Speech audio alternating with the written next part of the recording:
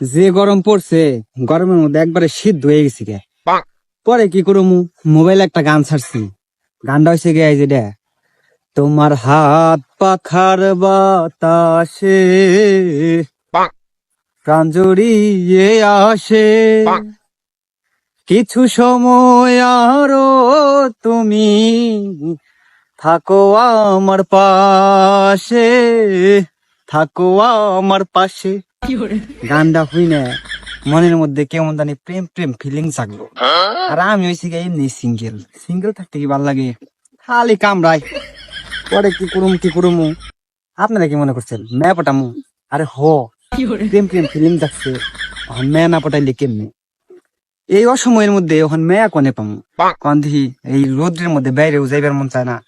পরে মনে হইলো যে আমি তো ফেসবুক চালাই, মেসেঞ্জারে কত মেয়েরা আয়ের আছে, তাহলে দেখি। পরে দেখি কি যে পায়েল নামের একটা মেয়া হচ্ছে প্রোফাইল পিকটা অনেক সুন্দর, একবার ছাক্কা আছে, ডিএসএলআর ক্যামেরাতে তোলা। আমি আবার কই এটা কি ক্রোম ব্রাউজার থেকে নামি এই প্রোফাইল পিক দিছি নি, একটু বাজিয়ে দেখি। পরে মেসেজের রিপ্লাই দেয় নাই। 30 মিনিট পরে আমি আবার ফেসবুকে ঢুকছি, মেসেঞ্জারে দেখি কি একটা স্টোরি দিছে, প্রোফাইল পিকের লগে স্টোরির মিল আছে। পরে কই হাই হাই, অরিজিনাল মেয়াই তো, ওখান জিম দিও এটা কোটাই না পোটাইলে কেমতি। পরে মেসেজ দিলেন, আসসালামু আলাইকুম, আমি কিন্তু আপনাদের চিনি। পরে সালামের উত্তর নিছে, কয় যে কিভাবে চিনেন আপনি আমাকে? পরে আমি কইলাম, আপনার নাম হচ্ছে পায়েল, অথচ আপনি দেখতে পড়ি। আমি যতবারই মেসেঞ্জারে আসি আমি আপনার ভাবনায় ডুবি, বলেন কি যে করি। পরে মেয়ে ওইটার মধ্যে হাহারি একটা মারছে। আমি কই যাই, একটু মনে হয় খুশি হয়েছে। যত পাম দিয়ে হারমু তত ইসেন ফুলবো, কারণ বর্তমান যুগের মেয়েরা যে শেষরা এটা আমি ভালো করে জানি, এই কারণে খালি পাম দেন লাগবো।